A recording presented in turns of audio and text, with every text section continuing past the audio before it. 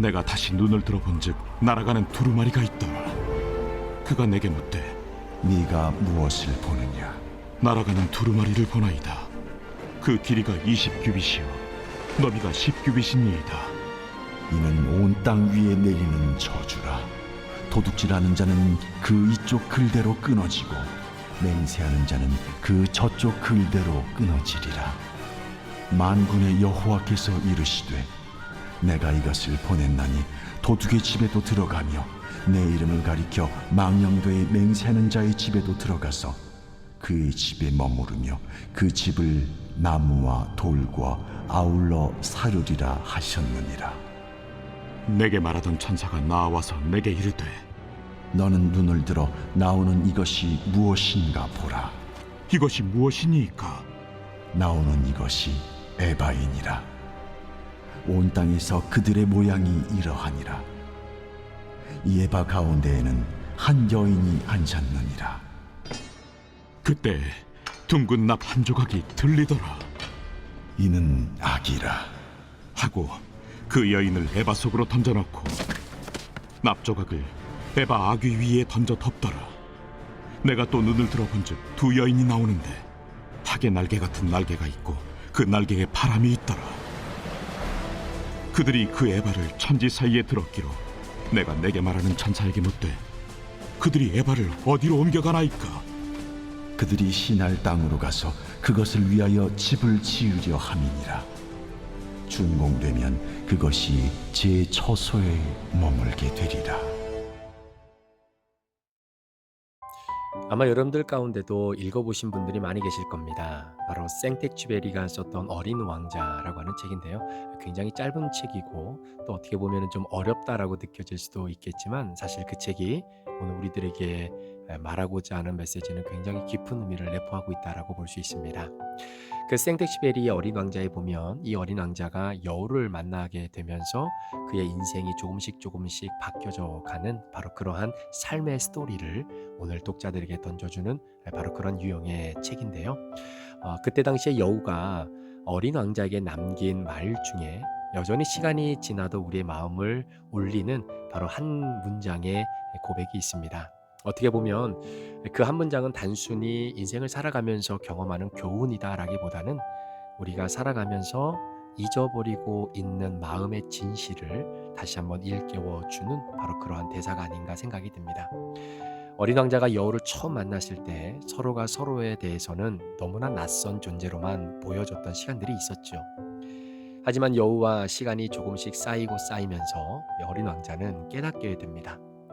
서로가 서로에게 한꺼번에 다가가는 것이 아니라 조금씩 매일매일 그리고 서로가 서로를 기다리고 또 마음을 함께 공유하는 그 과정 속에서 처음에는 너무나 낯선 존재로 여겨졌던 서로의 관계가 굉장히 특별해진다라는 것을 경험하게 되죠. 그것을 어린 왕자라고 하는 책에서는 길들인다라고 표현을 하게 됩니다. 결국 길들여진다라고 하는 것은 서로가 서로의 마음을 알아가는 일이 바로 길들여진다라는 의미겠죠. 어느 순간 낯선 존재로만 여겨졌던 두 존재가 서로가 서로에게 길들여지게 됩니다. 그 순간 어린 왕자는 조금씩 변하게 됩니다. 그러니까 눈에 보이는 세상은 여전히 그대로 있었지만 그가 바라보는 세상을 바라보는 어린 왕자의 시선이 달라진 것이죠. 장미 한 송이를 볼 때마다 어린 왕자는 여우의 말이 떠오르게 되고 그리고 별빛을 볼 때마다 그리움이 점점 번져오게 되는 것을 경험하게 됩니다.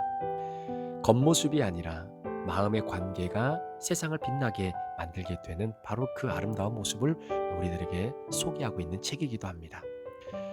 우리는 종종 변화를 겉에서 찾습니다. 어떤 새로운 일을 한다거나 내가 새로운 장소를 간다거나 아니면 새로운 사람들 속에서 내가 조금씩 변화되어지고 또 그 환경과 여건에 내가 조금씩 젖어 들어가게 되는 어떤 그러한 의미에서 겉으로의 변화를 종종 찾아볼 때가 있죠. 하지만 여러분, 아무리 많은 것이 바뀌어도 내 마음이 그대로라면 여러분 세상은 달라지지 않습니다. 반대로 마음 하나가 달라지면 여전히 어제도 오늘도 내일도 보게 될 그 모든 풍경이 너무나 새롭게 보인다는 것, 아마 오늘 말씀을 함께 나누고 있는 여러분들 가운데서도 그런 경험을 해보신 분들이 있을 거예요. 여러분, 그것이 진정한 변화다라고 볼 수 있는 겁니다. 보이지 않는 곳에서 피어나는 조용한 기적들, 바로 그것이 여우의 말이 그래서 위로가 되는 것이죠. 세상이 변하지 않아도 괜찮다고, 당신의 마음이 조금씩 자랄 수만 있다면 그것으로 충분하다라고 말입니다. 따라서 진짜 변화는 겉으로의 변화가 아니라 서로를 사랑하고 이해하고 그리고 기다릴 줄 아는 그 마음의 깊은 곳에서 진정한 내면의 변화의 꽃이 피어난다라고 하는 것이 어떻게 보면 어린 왕자의 주된 메시지가 아닌가 생각이 됩니다. 자, 그런 맥락을 가지고 우리가 오늘 본문 말씀을 좀 한번 보려고 하는데요. 예전에도 한번 여러분들에게 설명을 드렸지만 특별히 성전과 관련돼서 하나님의 사명을 가지고 활동했던 선지자가 학개 선지자와 그 다음에 스가랴 선지자입니다. 그런데 이 두 선지자의 메시지의 포인트가 약간 차이가 있어요. 그러니까 예를 들면 학개라고 하는 선지자는 그 메시지의 주요 초점이 성전 재건을 실행해야 된다는 겁니다. 그래서 백성들이 지금 하나님의 무너진 성전을 짓지 못하고 자기 집을 짓는 것에 몰두하고 있는, 그래서 성전 건축이 미뤄지고 있기 때문에 우리가 겉으로 보이는 이 성전을 빨리 하루속히 지어야 된다는 것을 굉장히 강조하고, 그리고 그 말씀에 순종할 것을 굉장히 강조했던 내용이 바로 학개 선지자의 메시지의 고백이죠. 자, 그러나 어떻게 보면은 스가랴 선지 같은 경우는 우리 눈에 보여지는 성전의 재건, 이것도 너무나 중요한데 더 중요한 것은 우리가 성전을 재건하는 영적인 의미가 무엇이냐라는 거죠. 왜 우리가 내가 살고 있는 집을 짓는 것보다도 더 먼저 성전을 먼저 지어야 되는 그 영적인 의미가 무엇인지. 자, 그리고 또 한 가지는 이 하나님께서 이스라엘 백성들을 선택하셨지만 이스라엘 백성들을 심판하실 때 다른 것을 무너뜨린 것이 아니라 하나님이 거하시겠다라고 약속하셨던 바로 그 성전을 하나님이 무너뜨리셨다라는 겁니다. 자, 그러면 하나님의 존재와 하나님의 임재를 상징하는 성전을 무너뜨렸다라고 하는 그 의미가 무엇이겠는가라는 거죠. 자, 하나님이 계시는 그 성전에 이스라엘 백성들이 찾아옵니다. 자, 아모스 선지자도 그렇고 말라기 선지자도 그렇고 계속해서 강조했던 내용들 중에 하나가 뭐냐면, 눈에 보이는 성전에 찾아와서 하나님을 아버지라고 부르고 여호와 하나님의 이름을 부르고 있는 그 제사장들과 이스라엘 백성들의 외적인 타락을 바라보면서 굉장히 하나님께서 질타하시고 또 심판하셨던 내용들이 있습니다. 자, 그러니까 학개는 우선은 보여지는 성전을 얼른 지어야 된다라고 하는 그 강조점을 가지고 이야기를 했다면, 스가랴 선지자는 자, 성전을 짓지만, 성전을 짓는 것도 중요하지만 더 중요한 것은 그 성전 안에 계시는 하나님을 만나는 우리 백성 한 사람 한 사람의 내면이 변하지 않으면 겉으로 보이는 성전은 아무런 의미가 없다라는 것입니다. 자, 그 말 자체는 보이는 성전을 짓지 말자, 그거는 별로 중요한 것이 아니다, 그런 의미가 아니라, 자, 성전도 필요하지요. 자, 외적으로 보이는 성전, 그리고 우리가 함께 들어가 예배드릴 그 성전, 그래서 학개는 일어나 성전을 짓자, 그 순종의 실천을 강조했던 메시지였다면, 스가랴 선지자는 성전의 중심이신 하나님께로 우리가 돌아와야 된다는 거죠. 그래서 내적인 회복과 내적인 성결과 정결이 우리 안에서 일어나야 겉으로 보이는 성전을 통해서 하나님을 만날 수 있는 그런 아름다운 채널을 우리가 소유할 수 있다라는 것을 소개하고 있는 바로 그런 메시지적인 의미에서 학개와 스가랴의 약간의 차이가 좀 있는 것을 보게 됩니다. 자, 그래서 오늘 우리가 읽었던 이 본문은 어떻게 보면 학개 선지자는 겉으로 보이는 성전을 지어야 되는 어떤 순종적 실천적 차원을 굉장히 강조했다면, 오늘 스가랴 선지자는 겉모습은 회복되었지만 아직도 마음이 멀리 하나님과 떨어져 있는 이스라엘 백성들의 죄를 다시 한번 지적하고 그것을 회개하고 정결하고 성결함을 회복해서 하나님 앞으로 돌아와야 된다라고 하는 것, 자, 이 부분을 강조하고 있는 내용이 오늘 우리가 함께 다루는 스가랴 5장 1절부터 11절의 말씀입니다. 자, 다시 한번 보세요. 자, 이스라엘 백성들은요, 바벨론 포로에서 돌아와서 성전 재건을 시작을 합니다. 그러니까 외적으로는 회복이 좀 이루어지는 것 같았어요. 왜냐하면 무너졌던 성전이 겉으로 볼 때 점점점 성전이 이렇게 기초가 세워지고 막 예배가 다시 그 안에서 드려지고, 야, 이제는 우리는 하나님의 백성이다라고 하는 이스라엘 백성들의 자부심이 점점점 차오르는 그런 외적인 모습을 볼 때는 뭔가 되는 것 같았다라는 겁니다. 그러나 하나님은 스가랴 선지자를 통해서 그들의 겉모습을 넘어서 그들이 현재 가지고 있는 그 실상, 이스라엘 백성들의 마음의 상태를 직접 보신 거죠. 자, 겉은 종교적으로 보였어요. 무너졌던 성전이 지어집니다. 그 안에서 예배가 진행되어지고 성전의 기초가 세워지고 이제는 모든 것이 다 완벽하게 준비가 되어지는 것 같지만 여전히 안에는 불의와 거짓과 탐욕이 자리 잡고 있었다라는 거예요. 자, 오늘 말씀은 그런 백성을 향해서 하나님께서 내가 너희 가운데 악을 제거하겠다라고 하신 경고와 회복의 메시지입니다. 자, 그 중에 첫 번째로 하나님께서 보여주셨던 환상이 바로 날아가는 두루마리의 환상이죠. 자, 1절부터 4절까지의 내용이 이 날아가는 두루마리 환상에 대한 내용인데요. 자, 이 두루마리에는요, 도둑질하는 자와 여호와의 이름으로 거짓 맹세하는 자에 대한 저주가 어떨 것이다라고 하는 내용이 기록되어 있다라는 겁니다. 어디에요? 두루마리에. 자, 그런데 도둑질하는 것 그리고 여호와의 이름으로 거짓 맹세하는 것, 여러분 이 두 가지 죄는요, 단순히 도둑과 거짓말쟁이만을 가리키는 것이 아니겠죠. 자, 여러분 도둑질이라고 하는 것은 바로 사람과 사람 사이의 관계에서 일어나는 불의를 상징하는 것입니다. 자, 이것을 또한 영적으로 해석해 본다면 여러분 여호와의 이름으로 거짓 맹세한다라는 것은 하나님과 사람 관계에서 일어나는 위선을 상징하는 것이 거짓 맹세죠. 그러니까 나는 하나님 앞에 남들에게 보일 때는 이렇게 하지 않겠습니다, 이런 식으로 하겠습니다라고 그렇게 맹세를 했지만 실제적으로 맹세한 사람의 마음은 성결치 않아요. 불의와 그리고 타락이 일삼고 있는 바로 그 마음 그 자체. 그러니까 여러분 속마음을 누가 알겠습니까? 이건 철저하게 위선을 상징하는 것이죠. 그래서 하나님은 이스라엘의 어떤 사회적인 죄, 그렇죠?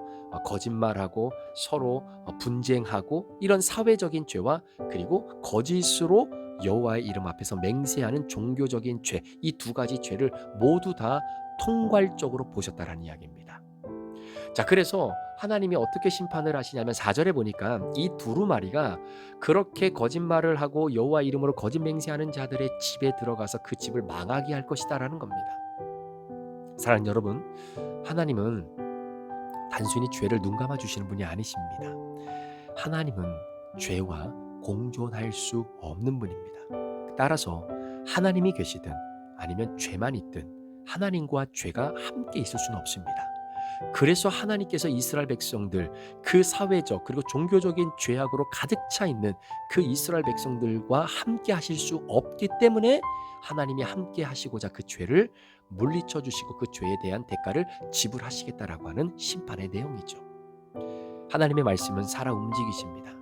죄악이 숨은 곳까지 직접 찾아가셔서 그 죄를 심판하시고 그 죄를 도려내 주셔야 하나님의 하나님 되심이 드러나고 우리와 함께 공존하실 수 있다라는 것이죠. 오늘 이 말씀을 묵상하면서 우리에게도 한번 적용해 봤으면 좋겠습니다. 우리는 하나님을 섬기고 예배를 드리고 또 주님의 자녀라고 하는 이 신분의 축복을 누리며 살아가고 있는데 혹시 나의 신앙의 겉모습이 아니라 정말 말씀 앞에서 정직한 삶의 진정한 믿음이 우리 안에 내재되어 있는지 우리 한번 살펴봤으면 좋겠습니다. 사람들이 보는 그런 모습 안에서만 마치 그리스도인인 것처럼 정말 신실한 사람인 것처럼 그렇게 살아가는 것이 아니라 사람이 있든 없든 상관없이 하나님 앞에서 코람데오 하나님 앞에서 나의 정직한 마음 내게 주시는 하나님의 은혜로 정결케 되고 성결케 되어지는 나의 내면의 변화가 아름답게 오늘도 이어지고 있는지를 돌아보았으면 좋겠습니다. 우리는 사람은 속일 수 있지만 하나님은 속일 수 없지 않습니까? 여러분, 진정한 내면의 변화는 남들이 이렇게 저렇게 이야기하지 않아도 우리의 겉으로 100% 드러날 수밖에 없다라는 사실이죠. 그래서 내가 스스로 변했다라고 말하지 않아도 내 내면이 말씀과 주의 은혜로 변화를 경험한 사람은 누가 말하지 않아도 저 사람은 말씀과 하나님 앞에서 변화받은 사람이라는 것을 누가 봐도 알게 된다라는 사실입니다. 자, 그러한 영적인 이러한 영향력들이 우리 그리스도인들을 통해 또 오늘 말씀을 묵상하는 여러분들을 통해 여러분 가정 또 여러분 직장 사업터에 점점점 아름답게 그 인플루언스가 더욱더 퍼져나갈 수 있는 그런 축복이 있기를 원합니다. 여러분, 사도 바울이 그랬습니다. 삭개오가 그랬습니다. 그저 말로만 내가 토색한 건 내배나 갖겠습니다. 말은 누가 못하겠습니까? 그러나 그렇게 말을 할 수 있었던 것은 진정으로 예수님을 만났기 때문입니다. 그래서 예수님을 만났기 때문에 그런 말을 할 수 있는 거고, 그렇게 말한 것은 예수님을 만난 그 이유와 근거 때문에 나온 이야기였기 때문에 그건 100% 실천으로 옮겨질 수밖에 없는 것이죠. 소망하며 기도하기는 우리의 내면이, 우리의 속사람이 다시 한번 말씀 앞에서 정직하게 회복되는 그런 은혜가 있기를 원합니다. 자, 오늘 5절부터 11절까지 두 번째 내용을 이렇게 보면 하나님께서 이스라엘 백성들을 심판하실 때 에바 속의 여인을 환상으로 보여주십니다. 자, 두 번째 환상이 에바 속의 여인이에요. 여러분, 에바라고 하는 거 들어보셨죠? 이 에바라고 하는 것은 곡식을 재는 어떤 상업용 그릇 있지 않습니까? 거기에 어떤 이 치수 단위입니다. 따라서 에바라고 하는 것은 경제 활동과 또 물질 세계를 전체적으로 상징하고 있는 바로 그런 표현이기도 합니다. 그런데 그 에바, 그 곡식을 재는 상업용 그릇, 그 안에 한 여인이 앉아 있는데 천사가 말하기를 이 여인은 이것은 악이다라고 이야기합니다. 그러니까 에바, 즉 곡식을 재는 상업용 그릇 안에 한 여인이 있는데 그 여인을 악이다라고 이야기하는 거죠. 자, 그러면서 이 여인은 납뚜껑으로 딱 봉해져서 어디로 옮겨지냐면 바로 신할 땅, 바로 바벨론으로 옮겨지게 됩니다. 자, 이 환상이 무엇을 의미하는 것일까요? 참고로 하나님께서 이스라엘 백성들 안에 남아있는 여전한 탐욕과 우상 숭배의 영을 완전히 제거하시고, 그리고 그 악의 근원지 있지 않습니까? 그러니까 이스라엘 백성들이 왜 이렇게 악을 행하고 탐욕과 우상 숭배에 젖어들어서 하나님을 저버려서 결국 하나님의 심판을 받게 되어졌던 그 악의 근원, 바로 그 근원이 어디에서 왔느냐? 그래서 그 악을 근원지로 돌려보내겠다라는 겁니다. 자, 이스라엘은 성전을 짓고 있지만 여전히 마음속에는 바벨론에 대한 그리움이 남아있는 거예요. 그들의 손은 예배를 드렸지만 마음은 여전히 세상을 향하고 있는 겁니다. 그래서 하나님이 말씀하시는 거예요. 너희 안에 있는 악을 내가 내보내겠다라는 거예요.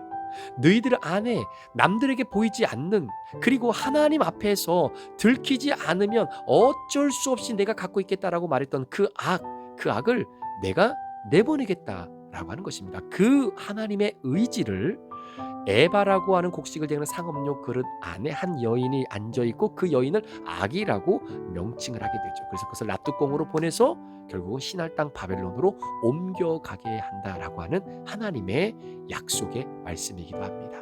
자, 그러니까 오늘 스가랴 선지자가 이스라엘 백성들에게 강조하는 것이 그거죠. 하나님은 단순히 성전을 완성하는 것이 목적이 아니다. 하나님은 너희들이 이 나무로 돌로 지은 이 성전 안에 갇혀 계시는 분이 아니다.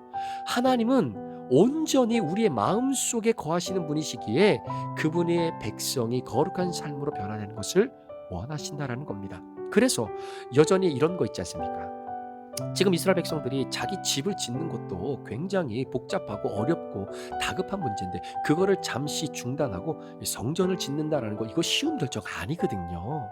자신의 삶이 있고 또 생계를 유지해야 되는 여러 가지 삶의 양태들이 있을 텐데 그 모든 것들을 내려놓고 지금 빨리 성전을 지어라? 그랬을 때 여러분 한번 생각해 보십시오. 정말 이스라엘 백성들이 전체가 다 기쁘고 즐겁고 감사한 마음으로 우리가 이렇게 성전을 지으니 얼마나 하나님이 기뻐하실까, 그런 기쁨이 가득 차 있는 상황에서 성전 짓는 일들을 진행했을까요? 그랬으면 여러분, 성전 재건이 왜 멈춰졌겠습니까? 왜 기초만 세워지고 말았겠습니까? 왜 더 이상 공사가 진행되지 않았겠습니까? 아니에요.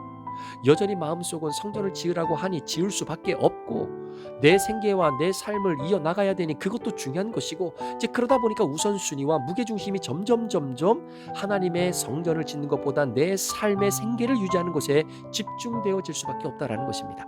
그런 상황에서 얼마나 마음에 부담감이 있었겠어요.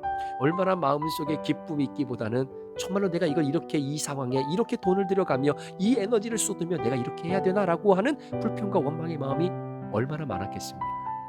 자, 그러니까 여전히 그 마음속에 드는 생각이 그런 거예요. 이렇게 내가 힘들게 내 생계를 생계지기도 못하고 내가 이렇게 와서 성전을 짓는 이 고생을 할 바에 차라리 그냥 바벨론에서 남 눈치 보면서 그래도 내가 먹고 싶은 건 먹고 다리 쭉 펴고 살았던 그때가 훨씬 더 좋지 않았을까라고 하는 바로 그 생각이 왜 그들의 마음속에 찾아오지 않았겠습니까? 그러니까 마음의 변화가 없는 거지요. 스가랴 선지자는 바로 이 부분을 계속해서 강조하고 있는 겁니다. 하나님의 백성이 거룩한 삶으로 변화되는 것, 이걸 하나님이 훨씬 더 너희들에게 원하신다. 그러니 결국은 거룩한 공동체로 다시 서야 된다라고 하는 것을 말해주고 있는 것이죠. 여러분, 학개는 성전을 짓는 행동을 촉구했던 선지자였다라고 한다면, 스가랴 선지자는 눈에 보이는 성전도 중요하지만 우리 마음의 성전을 먼저 점검하는 것. 성전은 지었으나 너희 마음이 거룩하냐? 예배는 드리고 있으나 너희 마음이 정말 하나님께 집중하고 있느냐? 너희가 하나님을 사랑한다고 고백하는데 정말로 그 말씀 앞에 너희들의 마음의 문을 열고 있느냐?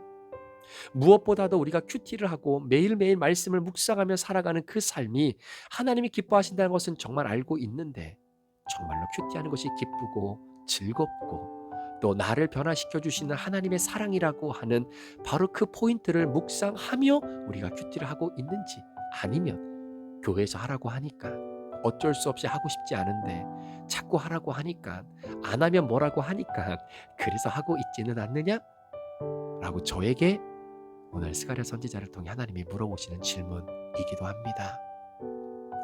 우리 사랑하는 성도 여러분, 오늘 말씀을 우리가 함께 마무리하면서 우리는 악을 제거하시는 하나님 앞에 서야 합니다.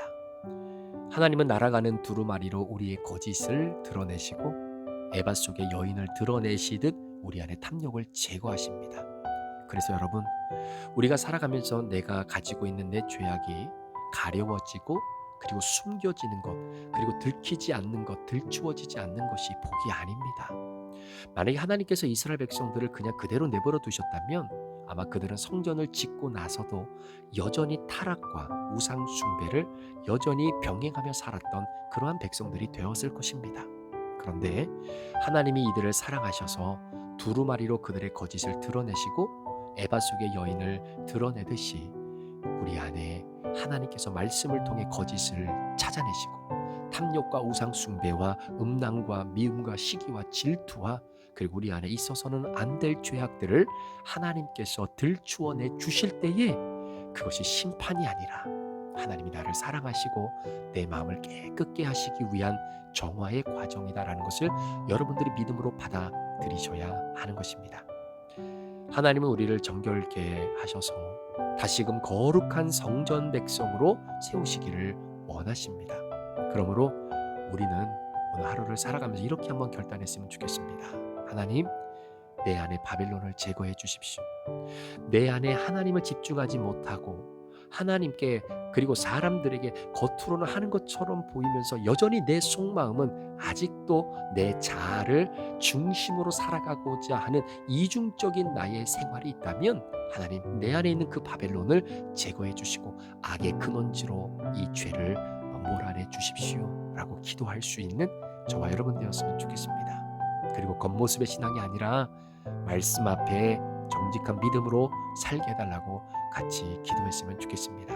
그럴 때 하나님은 우리 공동체, 여러분의 가정, 여러분 부부관계, 또 자녀와의 관계, 또 우리 믿음의 공동체인 우리 브릿지 공동체 가운데 하나님 임재하시고 또 무너졌던 관계, 또 신앙, 삶의 모든 영역을 새롭게 회복시켜 주실 것입니다. 여러분, 신앙에는요 가성비가 없습니다.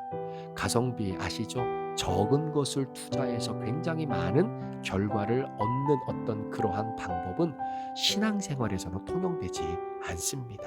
따라서 우리가 조금씩 매일매일 주님 앞에 서는 그날까지 말씀과 동행하는 길밖에는 우리 내면에 있는 죄악을 들추어내고 하나님이 영으로 내 안에 거하시는 그 시간들을 우리가 만들어내기가 너무나 어렵고 힘든 시기를 살아가고 있다는 것이죠.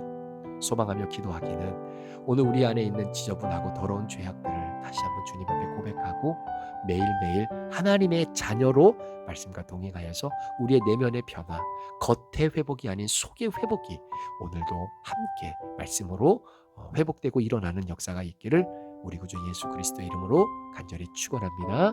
기도하시겠습니다. 하나님 아버지 감사합니다. 스가랴의 말씀을 통해서 겉이 아닌 속의 회복을 하나님께 간구합니다. 나의 입술의 변화와 나의 마음의 변화, 내 행동의 변화가 내 마음의 변화로부터 찾아올 수 있도록 도와주시옵소서.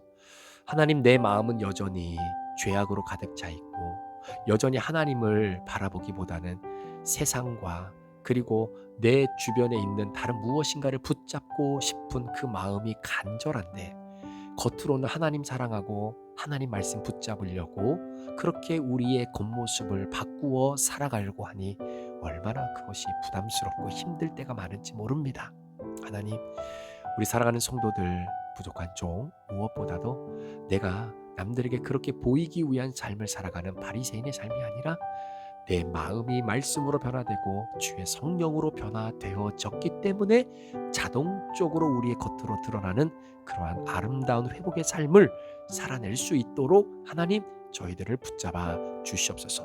모든 영광 주님 앞에 올려드리며 예수 그리스도의 귀하신 이름으로 축복하며 기도합니다.